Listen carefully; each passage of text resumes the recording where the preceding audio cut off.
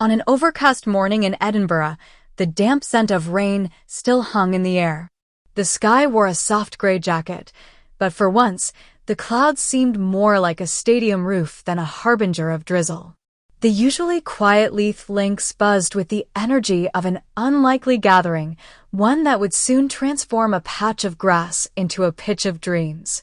Cameras clicked in phones angled as a tall, familiar figure in a navy quarter-zip jumper and white trainers laced up his boots. Prince William, heir to the British throne, strode confidently onto the field, surrounded by laughter, cheers, and the bright red jerseys of Street Soccer Scotland. This wasn't a formal royal engagement with velvet ropes and champagne flutes. There were no stiff introductions, no lavish ceremonies. Instead, it was a day for football, a day for community, second chances, and humanity.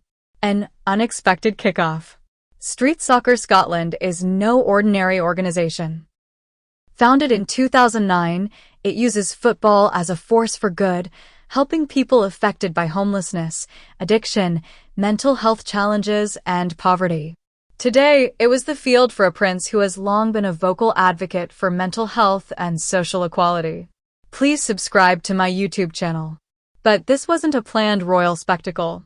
Rumors had swirled in the weeks leading up to the event, but few truly believed it would happen. It wasn't until a Royal Range Rover pulled up and a very tall man emerged, smiling, waving, and casually carrying his own football boots, that it all felt real. "Right," William said, clapping his hands together as he approached the team. "Who needs a striker?" There was a moment of stunned silence, and then the pitch erupted in cheers. Team Red, Team Resilience. The game that followed was messy, spirited, and full of life. William played with the vigor of someone who not only loved the sport, but understood its power. He passed cleanly, joked with teammates, and even took a dramatic, if slightly clumsy, fall after trying to intercept a sharp cross. He popped back up with a grin. "I'm blaming the turf," he said, brushing off mud from his shorts. For the players, many of whom had never expected to be sharing a field with royalty, it wasn't about the cameras or the headlines. It was about being seen as equals, as teammates, as people with stories worth telling. The story behind the street. Among those on the pitch was 31-year-old Darren Mitchell. 3 years ago, Darren was sleeping rough near Glasgow's city centre, battling substance abuse and spiraling mental health. Today, he's one of Street Soccer Scotland's community leaders. "I used to think football was a thing of the past," Darren said, after the match. "I'd watch matches from the pub windows, thinking I'd never get back to that place of energy, of purpose. But here I am, playing beside a prince." William, upon hearing this, walked over and clapped Darren on the back. "That's what it's all about," he said. The prince's genuine engagement didn't go unnoticed. He spoke to everyone. He listened. When players told stories of nights on the street, of hunger and heartbreak, he didn't look away. He looked them in the eye, human to human. Please subscribe to my YouTube channel.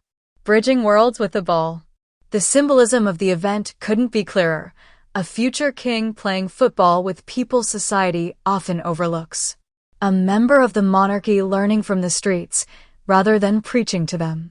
There was no entourage fussing over him, no strict barriers between him and the rest. For William, it was more than a photo op. Football, like mental health, is a great equalizer. On the pitch, your past doesn't matter, only your next move does. And for the men and women who make up Street Soccer Scotland, that's the philosophy that saves lives. From Chelsea to Craigmillar. Midway through the match, William found himself one-on-one with Jamal, a 24-year-old with fast feet and a wicked sense of humor. After a quick nutmeg and a cheeky goal, Jamal threw his hands in the air. "Your Highness, welcome to Craigmillar," he shouted. William laughed and clapped. "You've got better footwork than half of Chelsea." Jamal later said, "I grew up watching him on TV. I never thought I'd play against him." And score.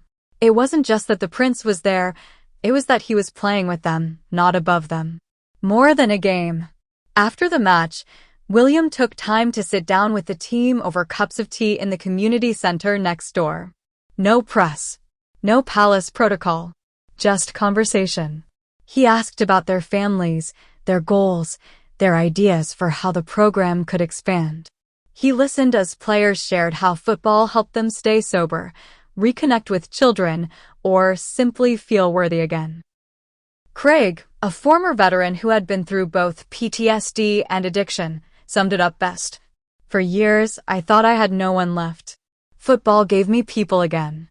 And now, having a Royal really see us, it's powerful. It tells the world we matter. Please subscribe to my YouTube channel. A Royal Champion of the People. William's passion for mental health advocacy isn't performative. His work with initiatives like Heads Up and the Royal Foundation has long shown his commitment to removing the stigma around mental illness and supporting vulnerable populations. But today's match proved something deeper, his belief that real change starts with connection. He didn't need to be there, but he chose to be. And in doing so, he sent a clear message: the line between royalty and the rest of us doesn't need to be a wall. Sometimes, it's just a line painted in chalk on a football field. After the final whistle, as the game ended and the crowd thinned, William lingered. He took selfies with players, signed a few boots, and even helped pick up cones. Before he left, he addressed the group. "I want you to know something," he said, looking around at the team. "The courage you show by getting up every day, by fighting for a better future, it's more powerful than you know. You inspire me, and I'll carry your stories with me." Then, with a final handshake and a promise to return, he was gone. A lasting legacy.